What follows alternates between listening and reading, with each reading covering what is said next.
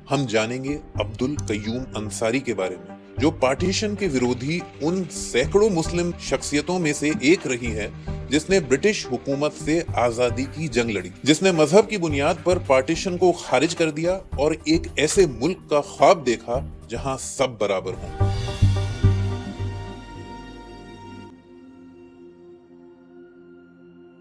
अब्दुल कय्यूम अंसारी 1905 में बिहार के दिहरी आन सोन में पैदा हुए थे। उनकी मां आलिमा और हदीस की जानकार थीं और उनके नाना एक इस्लामिक स्कॉलर थे। इस तरह उनकी परवरिश एक इस्लामी माहौल में हुई थी। जब वो 12 साल के थे तभी अली ब्रदर्स से मुतासिर होकर खिलाफत और नॉन कोऑपरेशन मूवमेंट्स से जुड़ गए थे। इन मूवमेंट्स में शामिल और आजादी की जंग में एक्टिव होने की वजह से 16 साल की उम्र में अंग्रेजों ने उन्हें जेल में डाल दिया और इस दौरान उन्हें कई बार जेल भी जाना पड़ा। फिर भी वो हार नहीं माने और अंग्रेजी हुकूमत के खिलाफ लड़ते रहे। अंसारी ऑल इंडिया मोमिन कॉन्फ्रेंस से जुड़े रहे और लंबे वक्त तक उसके प्रेसिडेंट भी रहे।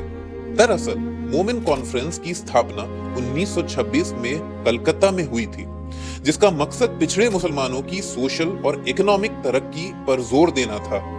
ये ऑर्गेनाइजेशन मुसलमानों में मौजूद गैर बराबरी खत्म करने के लिए काम करती थी। अंसारी यूथ लीडर के तौर पर कांग्रेस और उसकी नेशनलिस्ट आइडियोलॉजी से भी जुड़े रहे और साल 1928 में उन्होंने कलकत्ता में साइमन कमीशन के खिलाफ प्रोटेस्ट किया। इसी तरह उन्होंने पटना में अपनी एक स्पीच में मजहब की बुनियाद पर मुल्क बांटने के आइडिया को गैर इस्लामी और बीमार दिमाग की उपज बताया। अंसारी सिर्फ अंग्रेजों से नहीं बल्कि वो सोशल और इकोनॉमिक गैर बराबरी से भी आजादी चाहते थे। उनका जोर खास तौर से मुसलमानों के बीच सोशल जस्टिस कायम करने पर था। उनका कहना था कि मुसलमानों को रिप्रेजेंट करने के दावा करने वाली मुस्लिम लीग सिर्फ जमींदारों और अमीर अशराफ मुसलमानों की पार्टी है, इसलिए इस पार्टी का पिछड़े मुसलमानों से कोई लेना देना नहीं है। मोमिन कॉन्फ्रेंस के वाइस प्रेसिडेंट रहते हुए अंसारी ने 8 अक्टूबर 1939 को कांग्रेस प्रेसिडेंट राजेंद्र प्रसाद को खत लिखा। उस खत में उन्होंने मोमिनों के साथ हो रहे भेदभाव को खत्म करने की मांग की। यहाँ बताना जरूरी है कि मोमिन लफ्ज का इस्तेमाल 20वीं सदी के शुरुआत में पहली बार मुस्लिम जुलाहा कम्युनिटी के लिए किया गया, क्योंकि जुलाहा कम्युनिटी के लोग जुलाहा लफ्ज को डेरोगेटरी मानते थे। बाद में मोमिन कॉन्फ्रेंस मंसूरी, इदरीशी, कुरैशी जैसी पिछड़ी जातियों के लिए भी मोमिन लफ्ज का इस्तेमाल करने लगी। मोमिन कॉन्फ्रेंस का कहना था कि अशराफ मुसलमान मोमिनों के साथ अच्छा बर्ताव नहीं करते और अक्सर उनको ह्यूमिलिएट करते हैं। अंसारी ने पंडित नेहरू को भी खत लिखकर बताया कि मोमिन मुस्लिम लीग को अपना रिप्रेजेंटेटिव नहीं मानते हैं, बल्कि जमीयत उलमा और इंडियन नेशनल कांग्रेस में यकीन करते हैं। जमीयत उलमा मुसलमानों की अहम मजहबी और सामाजिक ऑर्गेनाइजेशन है, जिसकी मुल्क की आजादी के लिए बड़ी कुर्बानियां हैं और जिसने मजहब की बुनियाद पर पार्टीशन की मुखालफत की थी। अंसारी चाहते थे कि मोमिनों के रिप्रेजेंटेशन के लिए मोमिनों के बीच से ही लीडर निकलने चाहिए।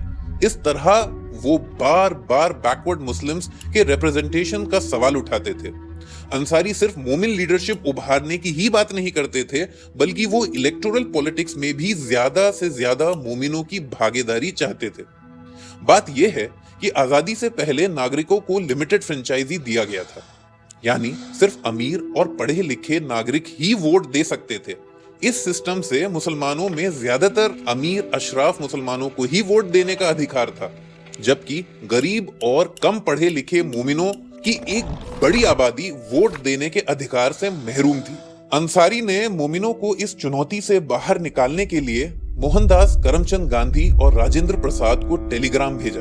उन्होंने बताया था कि इस वोटिंग सिस्टम ने 4.5 करोड़ मोमिनों को लीडरलेस बना दिया, इसलिए हर मामले में मोमिनों को सेपरेट रिप्रेजेंटेशन मिलना चाहिए और यूनिवर्सल एडल्ट फ्रेंचाइजी लाने के साथ 50% मुस्लिम सीट्स मोमिनों के लिए रिजर्व होनी चाहिए। अंसारी बिहार की कांग्रेस सरकार में 1946 से 1967 के बीच 3 बार मंत्री भी रहे। उन्होंने अपने टेन्योर के दौरान पिछड़े तबकों जैसे दस्तकार, काश्तकार, फकीर और मजदूरों की बेहतरी के लिए काम किया और 1953 में फर्स्ट बैकवर्ड क्लासेस कमीशन के मेंबर भी बनाए गए, जिसका काम सोशली और एजुकेशनली बैकवर्ड क्लासेस की पहचान कर उनकी बेहतरी के लिए रिकमेंडेशंस देना था। अंसारी अलग अलग प्लेटफॉर्म से पिछड़ों को इंसाफ दिलाने की बात करते थे।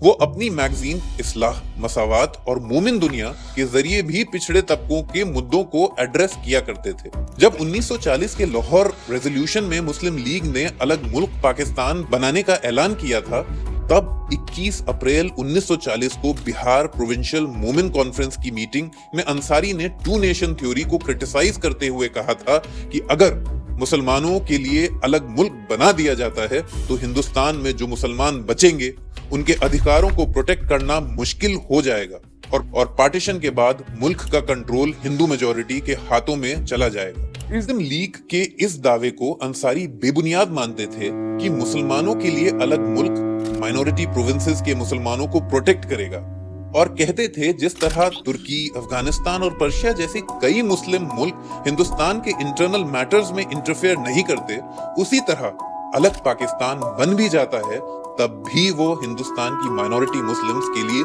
कुछ भी नहीं कर पाएंगे। अंसारी के कंट्रीब्यूशंस की फहरिस्त लंबी है। पिछड़े तबकों के लिए स्ट्रगल, मजलूमों के लिए उनकी जद्दोजहद, और जब भी पार्टीशन की मुखालफत का जिक्र होगा तब अब्दुल कयूम अंसारी का नाम याद किया जाएगा। 18 जनवरी 1973 को इस शख्सियत ने दुनिया को अलविदा कह दिया।